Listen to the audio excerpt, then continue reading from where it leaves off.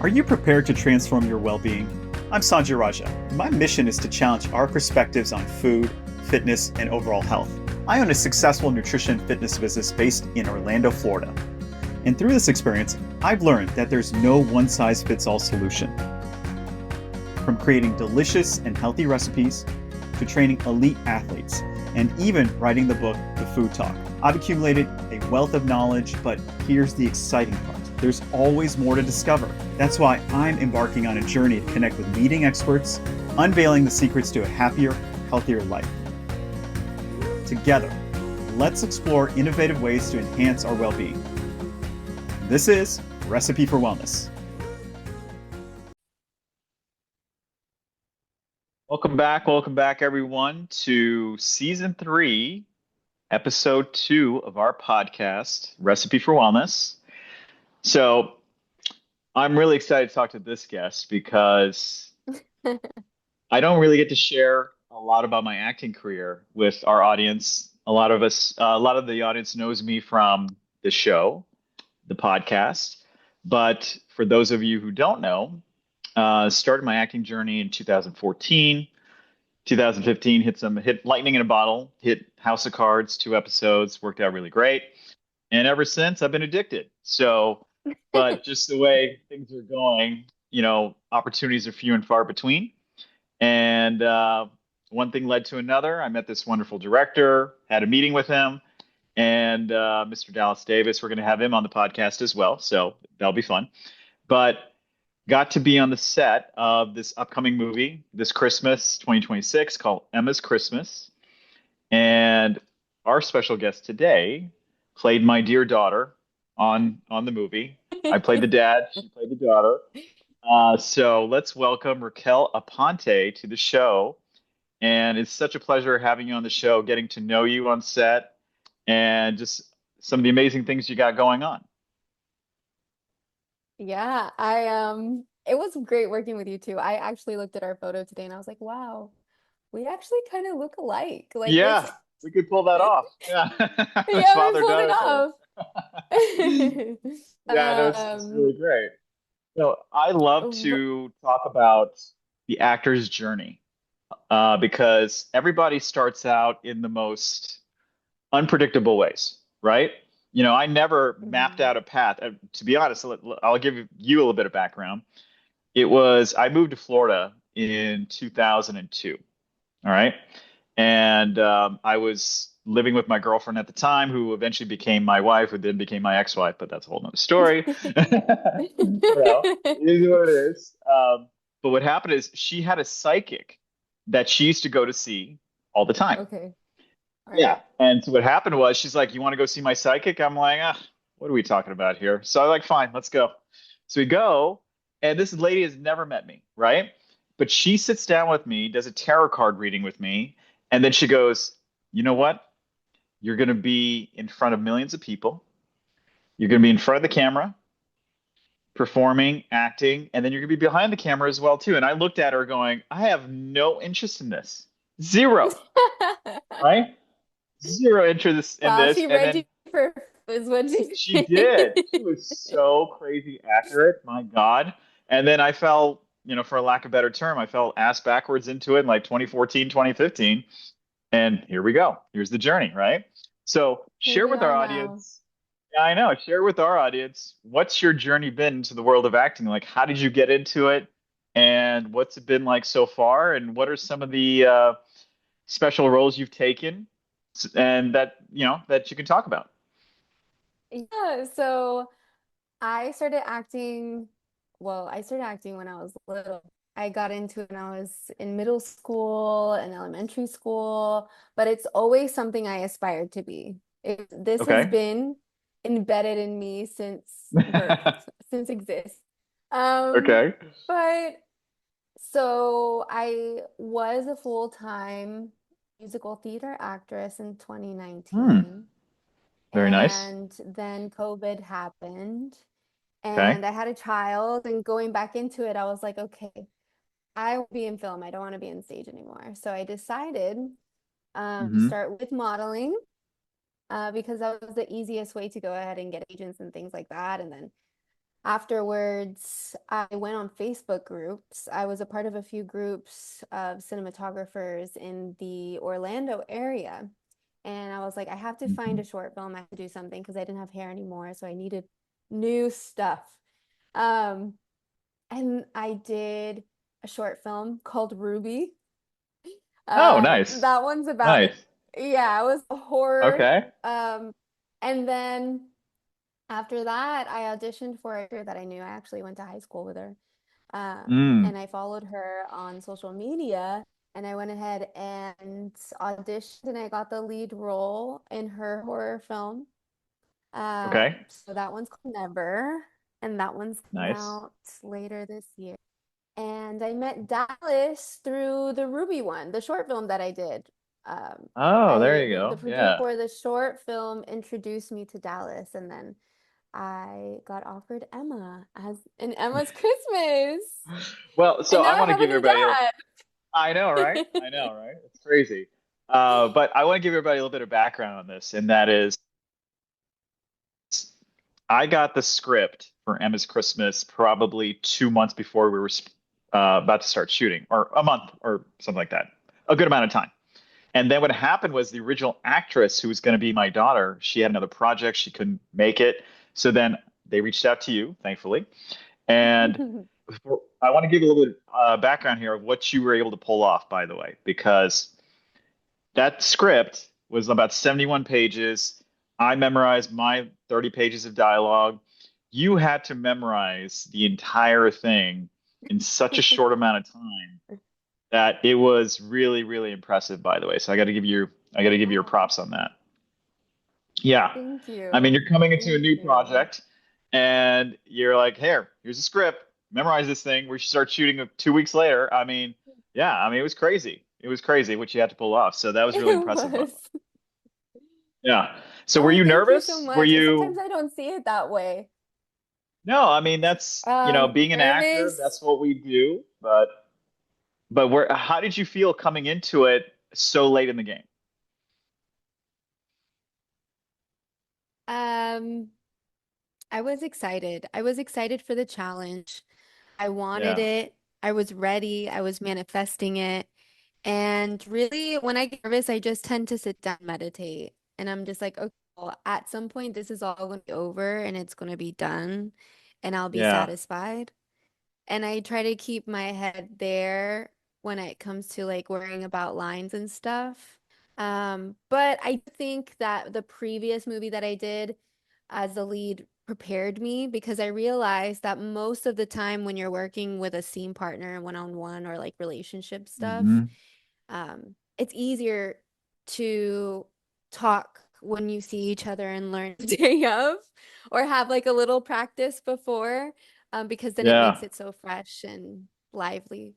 Um, and so I was like, okay, I'm not going to worry too much because the last one was a little more heavy, and this role was a little lighter, a little more fun. Not a lot of Hmm. boo-hooing and depth to the character, so No, it was a good I time. had to do all the crying in this movie, so I had to do it. Yeah. You were the one going through it. Yeah, I was going through it actually. But you Yeah. did shame me. You berated me in the scenes, so you did have to do that. Had to take me down a notch, it was okay. It was all good. It It was was all like good. a You pulled it move off. on, like dishonor on the family. Yeah, I Dishonor. know, right? But I want to give the audience some more context because where you Mhm. carried us was in the singing, by the way. You carried that. That was all you. Yeah. So there was, I don't want to give away the movie. People will see it, but there was a lot of singing involved. You had to carry a tune by yourself or in chorus. And then we did, I think with the last 2 days of filming, the church we were filming in, they're like, hey, she could just get up here and sing on the whole day. Why not? Let's do this, right? So you Why did. You did not? a great We're job. already here. Yeah. Did a great job. That was awesome. Thank you. And Thank you. when we were doing the chorus, I'm just gonna be honest with the audience and you, and that is, I didn't know the song, so I was kind of lip syncing a little bit because I let you just carry it. Right? Because nobody wants to hear me sing. Trust me, nobody wants to hear that. So, but great job on all that stuff. The singing part, were you on track to be a singer? Because you definitely had the chops for it for this movie. Well, for musical theater, yes. I actually Mm. trained, and I competed and performed a lot. And but it's like a muscle, when you stop working out, it's not the same. Yeah. And I didn't really like the business of the music industry as much Mm. as I did with acting. I didn't have enough passion for music in order to deal with that portion to make a career out of it. So I Yeah. love to sing. I love music. I'm not going to be in a studio for ever trying to write something. Yeah. Yeah. Yeah. No, it was good. All of us were just watching you and we are like, wow, this is good stuff. If this whole acting thing doesn't work out for you, you got another career lined up for yourself. So right There there, you right? go. But it's coming up now. So where do you want your acting journey to take you? So for me, I want to take roles that are outside of what people think I am, which is doctor, lawyer, engineer, gas station attendant. Get that one a lot too, which is awesome. Really? Oh my Oh yeah. God. So I've accepted there are certain stereotypes and you just lean into it. It is what it is, and you get your foot in the door, and you can't take it too seriously. You're just doing a job, and that's okay. Mm. But most people don't know, and that is, anytime I get a crazy role offered to me, I just take it. I don't care what it is, I just take it because I really want to break the norms. So Mm. on one film, it was God, what is it called? The movie. It's been so long, but it was a short film. The director came up to me and goes, "Hey, I know you're the doctor in this movie, but we have a challenge for you. Do you want to play a transsexual female?" I said, "Yep, sign me up. I'll do it." Oh my God, where is this footage? I need to see it.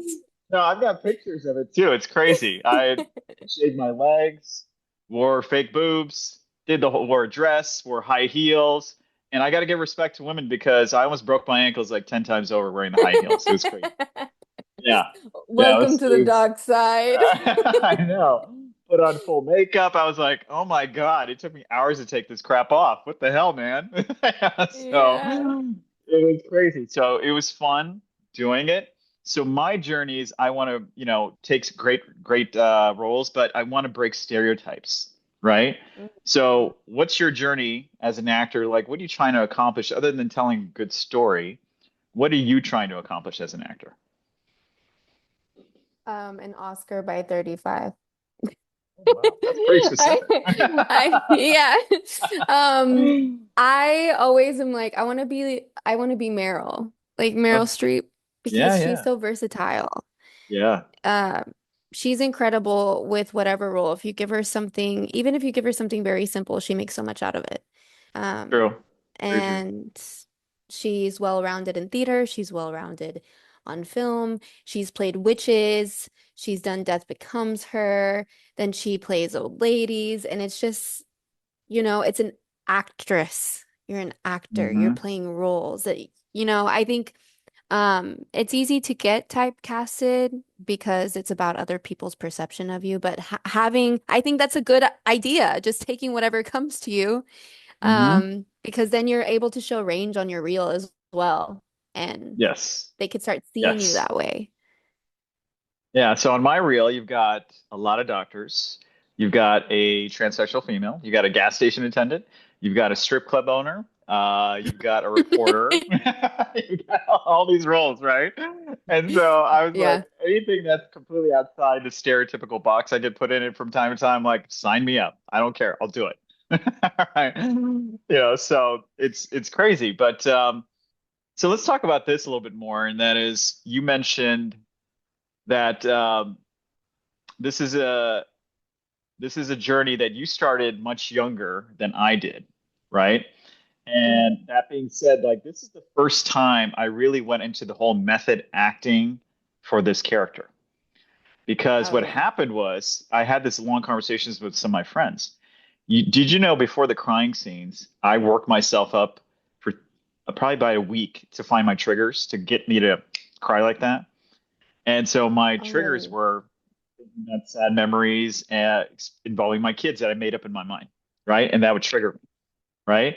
And so then we got on Mhm. set, cried, do the whole thing, it was fine. And then after we were done filming the entire movie, by the way, for 3 days, I kind of shut myself in. I started crying uncontrollably for 3 days to let it all out. Oh Yeah, my gosh, are you okay? I'm Oh good. my Yeah, I'm gosh, good. why No, didn't you tell I anybody? because I went That's complete communications blackout for 3 days. That's what I did. Yeah, I didn't want to talk to anybody. And I needed to get it all out because I invoked all those feelings and emotions. And then I yeah. was good. I was good. So, you hear about method acting, right, from these actors, and I never really understood what it was. Now, they're doing it at a very high level. And you hear these actors who go into these characters and take some weeks to get out, like get their mind right, get all this stuff right. I thought that was so esoteric. And it was like, whatever, they're just, talking. But once I started doing that at a, much more amateur level than they are, but it got me. It got me good, but in the best way, hopefully, translates on screen. What's your process?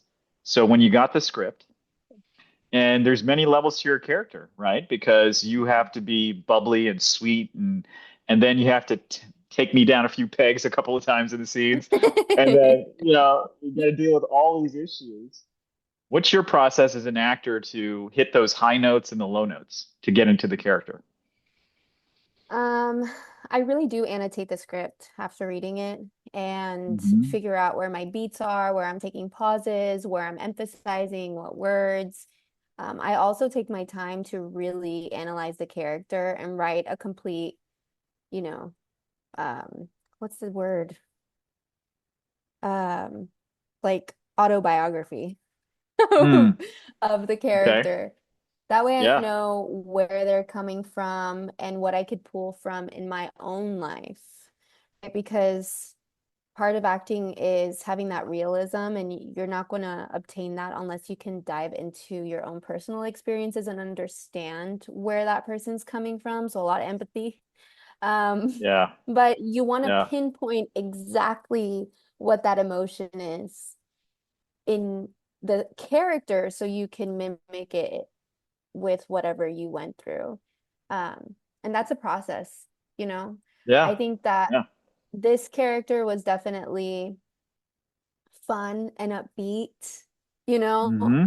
So it was a lot easier to pinpoint certain things when I've had characters where there's a lot of depth to them. I mean, I experienced the same thing that you went through. I Hmm. was, but for a longer level, right? Because I was in and out of doing the acting Yeah. scenes, crying and stuff.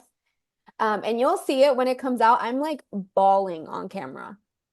Really? Just, yeah, I am like a whole other human. So, that was a dark time for me. No, I get it. But as I you can totally get it. imagine, Yeah, yeah. I went home. I went home after we filmed our scenes each day, and I just passed out. I went to bed. That's all I did. I was like, I felt emotionally drained in a lot of ways. And then you go back and you do some more, you go back, you do some more. But it was a joy to do it because Mhm. being on set is the gift, and our job as actors is to audition. That's our full-time job. That's just kind of what we do, right? Yeah. So yeah, it was a great experience. And then I'm not going to ruin it, but when I get our director Dallas on the podcast, he's going to share some updates on the movie and things like that, which is great. So we're all excited. Yay. Yeah, exactly, exactly. So very few of us can be a full-time actor, meaning that's our only job. The 99% of us are all doing day jobs, right? We're all doing something, right? Yeah, we are. you know, we're all doing something. So, for us and me, I'm doing the TV show. That's kind of my baby that we work on, doing a lot of speaking events around the country, doing the podcast. So everything kind of relates to one another. So share with the audience because I've been learning from you and your expertise because I suck at this very, very necessary skill that is called social media. I hate every minute of it. I really do, Mm. but I have to lean into this evil. It's a necessary part of promoting yourself, your business. I get it. So tell the audience what you do as far as full time in terms of your job. And then I really want to go into it because I think there's a lot of good lessons learned that you have taught me about social media. Yeah, so definitely digital marketing. So I love a good Hmm. platform to show Yeah. people off on, whether that's businesses or individuals. Um, just a little bit about that. I mean, specifics. You want specifics on how to go about such things? Well, Uh, so okay, we'll narrow the focus a little bit. What was okay. why did you pick that as a career? Number one, let's go Mm. there. Meaning, why did you pick social media, digital platforms, things like that? Has there always been a passion for that? Like, what is your purpose when you help somebody with social media? What's your goal? Oh, I want to bring the best out of that person. I do think Okay. that it's a like it's become so normal now to have social media. It's still like Yeah. a little foreign to me. I don't the funny part is I don't like love it so much. The less I have my phone, the better. But it's so essential now, and everyone's always on their phone. The best way to get yourself out there is going to be marketing yourself or your business Yeah. online because everyone's Yep. constantly online. Yep. Um, and so I had to start off with it. That's kind of how I started doing this, is because I Hmm. was relentless in trying to understand how people grew, how people got followers, Yeah. why, or, like who are you and why do people follow you? So there's some accounts where it's like 1 million followers. And then you're like, what Yeah. did you do? I just saw you Yep. stand there and take a picture. What did you do? Why you have 1 million followers? Yeah. Um, and that Yeah. really just kind of grew my curiosity on how that whole algorithm is and how to put people out there. And I'm super So, what passionate have you about it. found? I'm curious. What have you Uh-huh. found as to why do people who seem like they're not doing anything really special or really A-lister famous get all these followers? What's the secret behind that? Oh, they always do. They always do. Whether if when they get their huge amount of following, if they're still sharing what they previously got known for, that's up to them, Hmm. right? Okay. But there's always a beginning. There's always something that's kicked them off, or there's a niche. Either it was a look of the Irish or a niche that they worked really hard to promote. Uh, Okay. Okay. yeah. So, what do you recommend for everybody? Because I know somebody can take away something from this message, who's trying to grow their profile. And what do you Mhm. recommend as the basics to have when starting your social media profile and getting yourself out there? I would say the basics to have is always a top three. So you want to understand first who you are and who your audience is. So like we kind of talked, it was like, You oh, did. nutrition is your audience, and then you could always bracket down from that. What do you want people to know you by?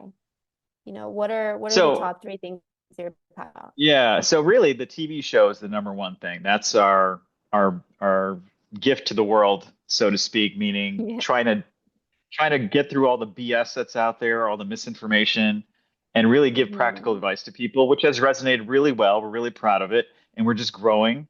We went more international Mhm. season 2, and season 3 is going to be even bigger. So that's kind of how the lane I really want to be in. But then you got the actor offshoot, then you got the speaker offshoot, which is Mhm. all related. So I know you gave me some really good advice, and I took some of it, and I'm still trying to integrate the other stuff.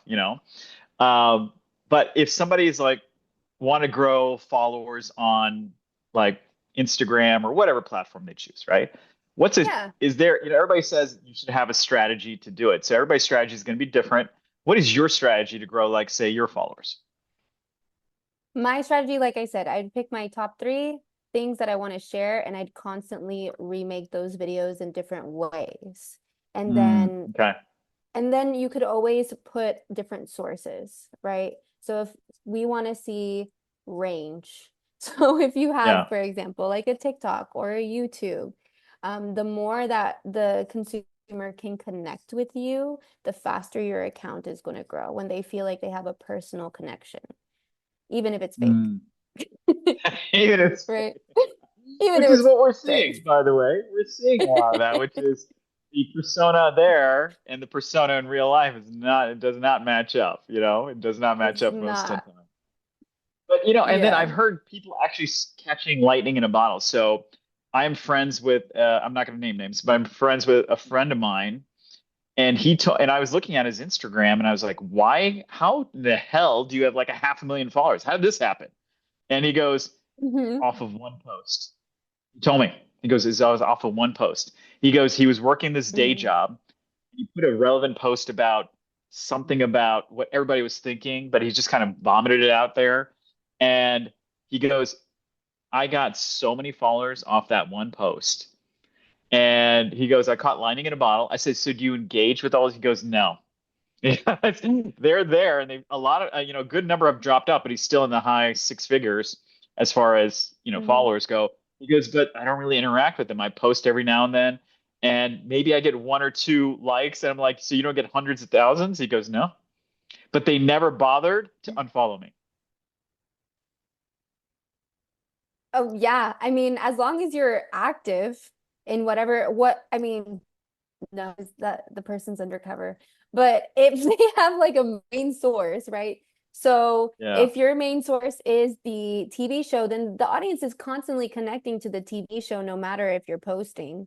So it keeps right. the audience engaged, you know? Yes. So that's probably why it's been steady. But it's the truth. That's why consistency matters so much because you never know what post is actually going to land and reach your audience the most. As much as you can plan and make sure you're strategic and make sure you have your resources, it always takes time to build, you know? Yeah, I get it. I get it, but it's another full-time job that I don't want. It is. And It so, so that's the is. reason why you hire somebody like you to do it, because we don't want to do Mhm. this all day. It just there's so many platforms. So my strategy I develop is I'm very active on LinkedIn, and I post maybe Yeah. once a week, or if I've got something, something that we want to announce, and that's been getting pretty good engagement.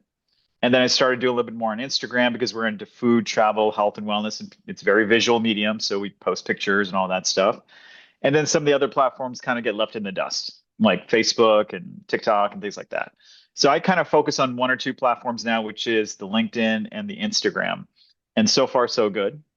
But that's the part that gets me. And I've had this conversation with a lot of people, which is I'm not worried about the quantity of followers.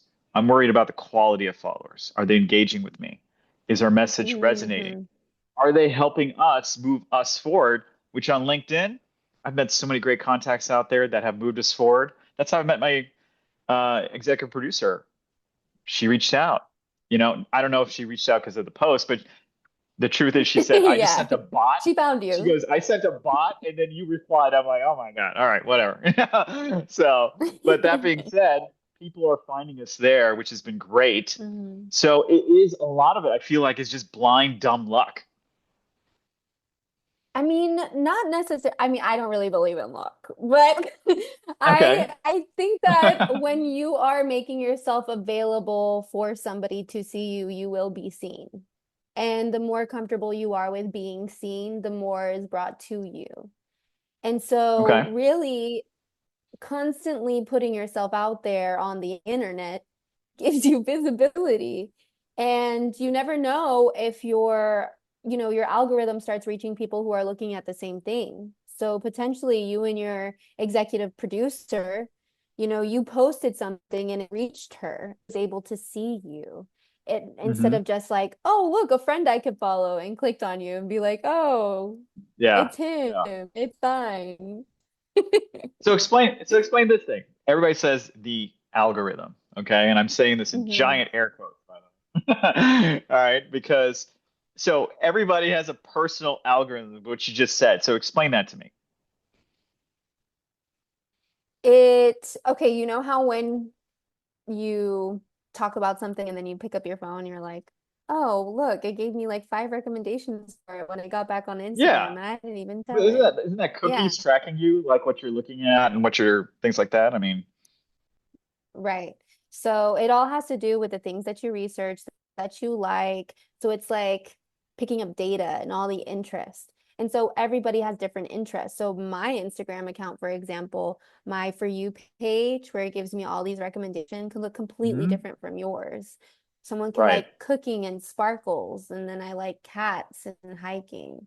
And so then all the hiking and cat stuff is going to show up on my feed, Right. right? So Right. that's why it's so important to pick what your lane is, your primary lane is, because that's the type of people that you're going to start seeing and attracting. So that puts you in a little bit of conundrum because you're like looking at stuff and then, let's say you fall down the rabbit hole and click on something and then you're like, that doesn't represent me. I just fell down the rabbit hole. That's all that's right. So it's like, oh my God, now you're being tracked. We all know this. It does happen. And if you're not Hmm. careful, what you fall down into can attach to you, and then people are like, is this guy about all ED pills? Is this what this guy's all about right now? Oh my You know? God, that's crazy. Yeah, I mean, that could happen. Be careful because now the things that you like on Instagram, other people could see when you like it, like your friends or whoever follows Yeah, you. yeah. They'll be able to see that you like something, and that's awful. They really did us dirty with that. Yes, they did. So have your own private account, and then, you just, I honestly, when I'm doing people's profiles and things so that they could get as much visibility in their niche, I'm constantly on the page, searching and liking exactly what that page pertains to so that Got they it. can get more visibility of other people. And so Yeah. your things can start showing up for the same people that like the same things, right? Okay. Okay. Hmm. So, are you a big user of AI tools? And if so, is there one you recommend? I'm not. I don't agree with it Really? to a certain extent. Really? Yeah. Okay. Okay. Yeah. So, what's the rub against AI for you? Oh. Um, I do like individual thinking. I mean, AI when it comes to assistance, right? Assistance as far as Hmm. like running something, that's something that I'm okay with using. But as Okay. far as um, trying to take over the individual thinking of a person or the effort, I'm not a huge fan about that. I agree with The you in a lot of environment and sense. such. No, I agree. Yeah. Anytime I see like an AI commercial or an AI ad or anything like that, I am immediately like, nope, I don't want this. I am immediately turned off Hmm. by the whole thing because it's so cookie 100%. cutter and there's no personalization to it. There's nothing, but I do know it's something that you got to lean into at a certain point because it's taking over. You either go with the flow and make use of it in the best possible way, or you'll be the old man in the room going, "In my day, we didn't we didn't have that, right?" Yeah. You Yeah. don't want to be the old man in the room, right? But I get it. So that being said, what is the best way for people to take, well, like, is there a particular platform you would recommend that kind of reaches everybody so you have the widest audience? Is there a particular platform you recommend? Every platform is different depending on Okay. what you are trying to promote or what audience, because not every age range uses all platforms. So you're going to get, um, you know, uh, more aged group when it comes to Facebook. You can get like teenagers to elementary on TikTok, right? Hmm. Instagram is kind of that middle ground.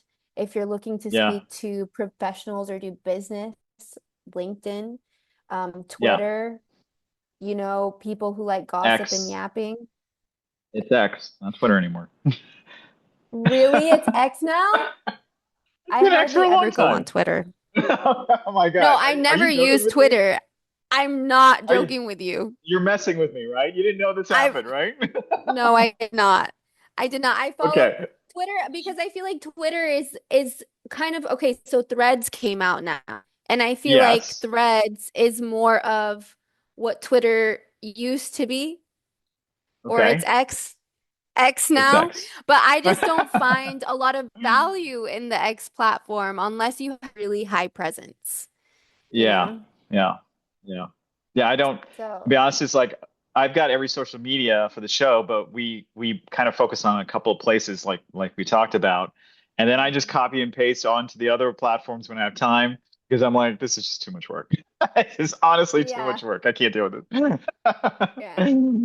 Yeah. So So, but I would say it depends on the age range. Pick a platform that meets the age range the best. okay.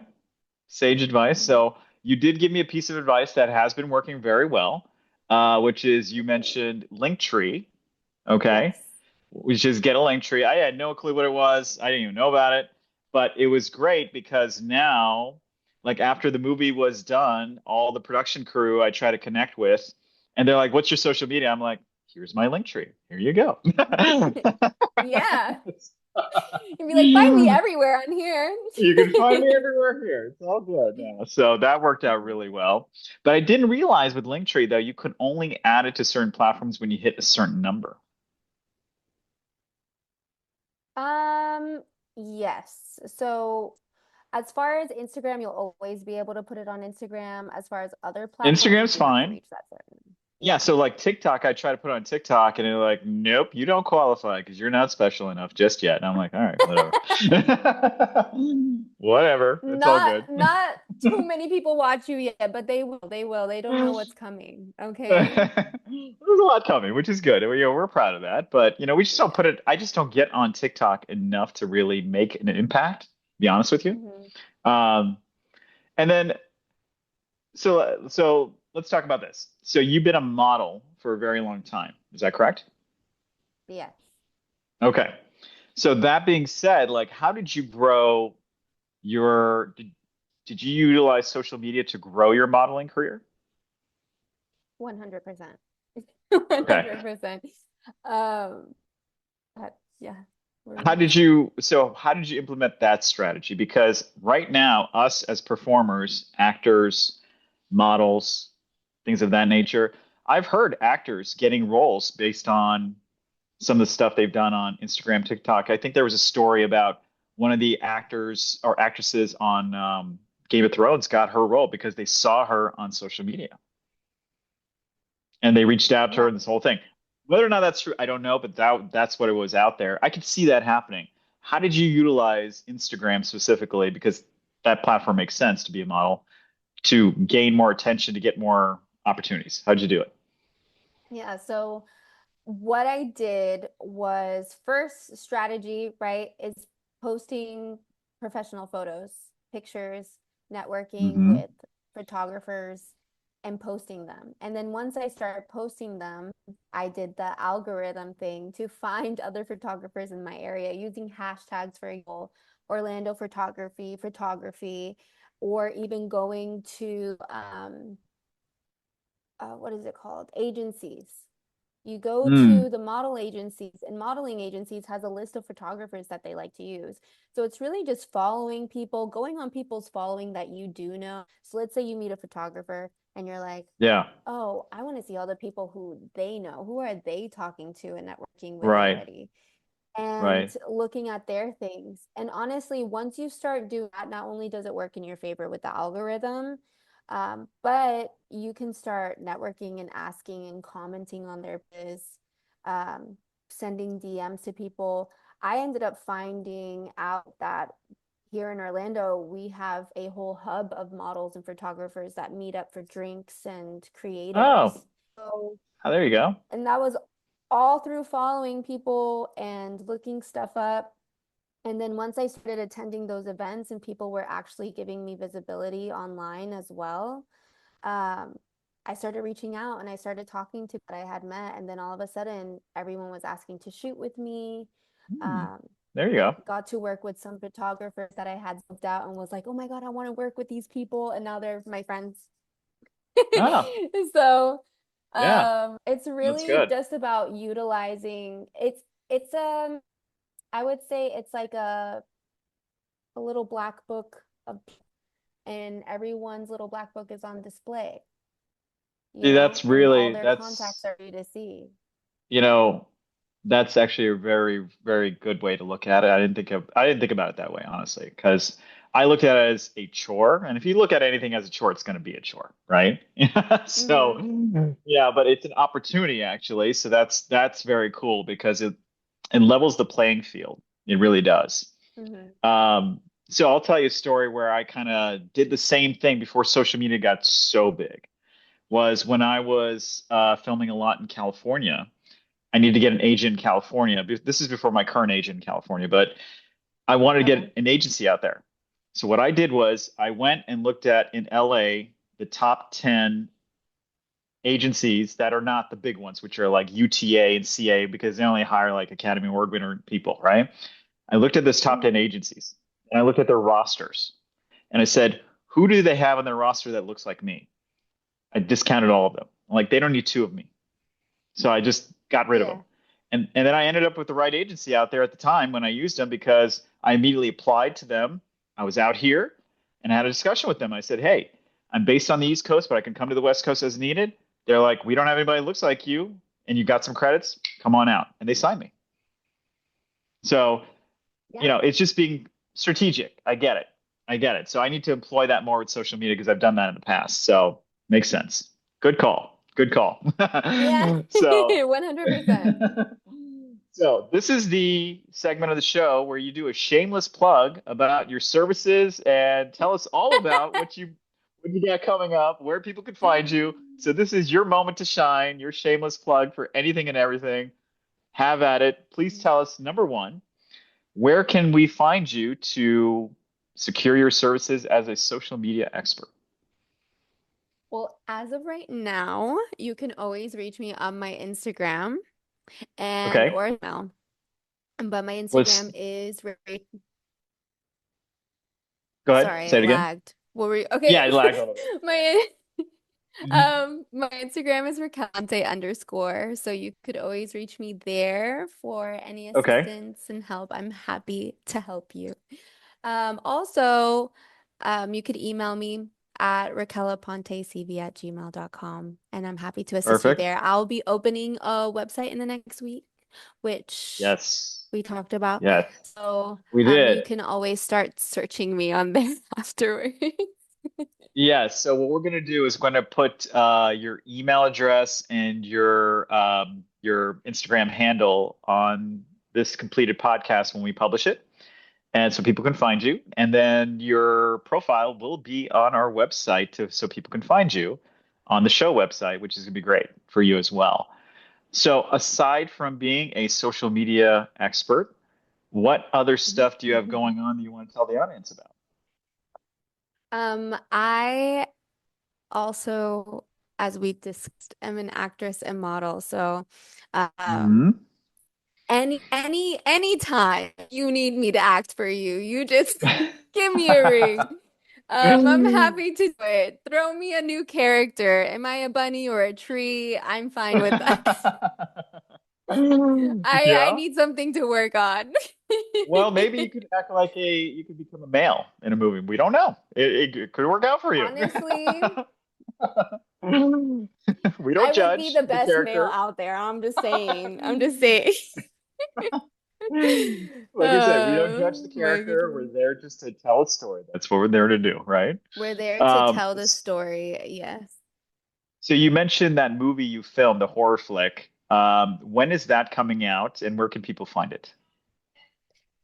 So Never is in post-production right now. It should be due to film festival run at the end of the year. So Hmm. if you're local and you could do the Florida Film Festival, I would love to see you there. We'll be Hmm. touring around the world as well, like in Australia and London and other places. Look at Um, you. as far Look at you as go. yeah. So as far as platform, it's not just yet coming out on any platforms, but 100% sure it will. So, So it's going to be a theatrical really release first, excited. and then it'll go to streaming. Yes. Okay. All right. Very good. Very good. So then we've got Mhm. that coming out for you, and then you got Emma's Christmas is going to come out in MS December of Christmas. 2026 theaters, and then it's going to do a streaming run, I'm sure. And then any other projects you can tease out to the audience that we can be on the lookout for? Not any that I could speak of as of right now. But when I have them available, I will. I will. So you can't confirm or deny. Is that what you're saying? I cannot confirm nor deny at the moment. Okay. Sounds good. Sounds good. Well, one more time for the audience, share with us your Instagram handle one more time. It is Raquel Aponte _. Awesome. Awesome. Well, folks, you got access to an up and coming star. I acted with her. It was an absolute pleasure. And I hope we get to work on some projects down the road, which would be a lot of fun. Which I'm not going to confirm or deny, but may not happen. We don't know. We'll see. We'll see. But that being said, thank you so much for taking the time to join us and our audience in your journey into acting, social media. Because God knows I get educated every time I talk to you about this stuff because I need to enjoy the process rather than hate the process, you know? So Yes.